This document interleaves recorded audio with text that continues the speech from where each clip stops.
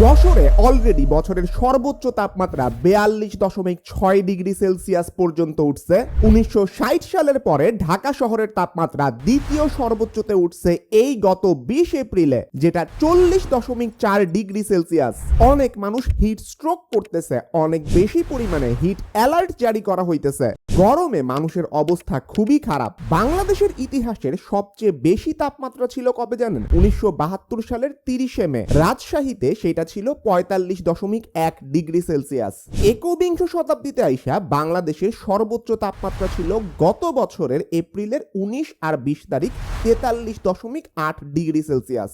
বলা হইতেছে এই বছর যদি বৃষ্টি না হয় তাইলে এই রেকর্ডটাও ব্রেক করে ফেলতে পারে। প্রশ্ন হইতেছে এই বছর কেন এত বেশি গরম পড়তেছে?